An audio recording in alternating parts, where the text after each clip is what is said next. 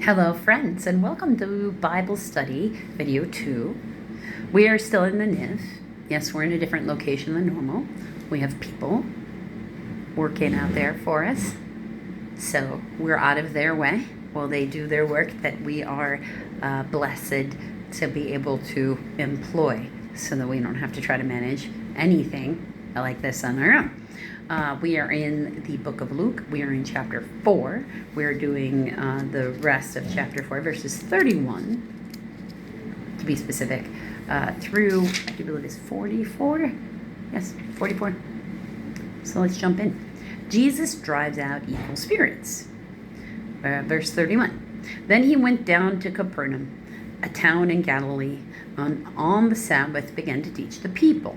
They were amazed at his teaching because his message had authority. He spoke like one who knows, like who was confident in what he was saying. Right? And that's important. In the synagogue, there was a man possessed by a demon, an evil or unclean, because it's the Greek that's for unclean. Spirit. He cried out at the top of his voice, "Ha! What do you want with us, Jesus of Nazareth? Have you come to destroy us? I know who you are, the Holy One of God." "Be quiet," Jesus said sternly. "Come out of him." Then the demon threw the man down before them all and came out without injuring him. All the people were amazed and said to each other, "What is this teaching? With authority and power, he gives orders to evil spirits and they come out." The news about him spread to the surrounding area, because that would have been big news, because during this time frame in history, demons were apparently just roaming around possessing people wantonly at any given moment, and they didn't have any way to stop them. Jesus heals many. Verse 38, Jesus left the synagogue and went to the home of Simon.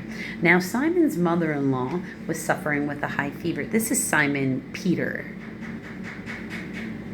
Okay. Cephas, or I think that's what it is in Greek, or Caiaphas, or something like that in Greek. But Peter, the rock.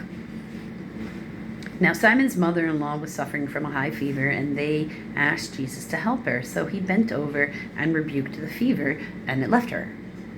She got up once and began to wait on them. When the sun was setting, the people brought to Jesus all who had various kinds of sickness. And laying his hands on each one, he healed them. Moreover, demons came out of many people, shouting, "You are the Son of God." But he rebuked them and would not allow them to speak, because they knew he was the Christ. And he wasn't ready for everybody to be talking like that, because that's a good way in that culture to die, because that's what will happen. Blasphemy is the reason to die. You die for the words that you say. And in the Old Testament, there's a lot of that. People who pop off at the mouth, compare themselves to God, claim God's work, and then bad things happen to them. So it's part of the culture, is what I'm saying. Like baked into their stories. Because remember, the Torah, the Old Testament for us, the Torah from them, are their stories. Jesus was a Jew. Christianity didn't exist. He would have been worshiping himself, and usually we refer to that as egotistical narcissism.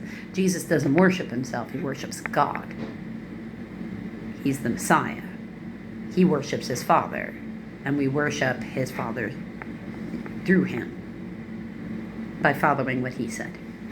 That's the idea. By living our life the way he says we should live our life is really the idea.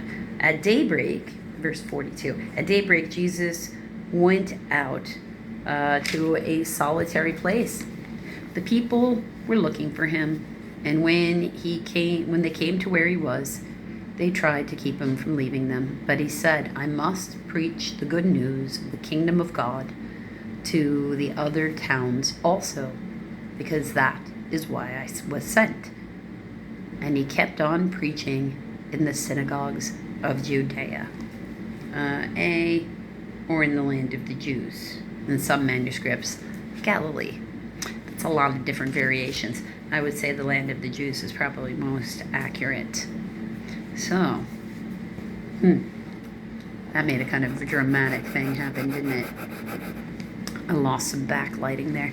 So until a few minutes from now, friends, in the book of Revelations.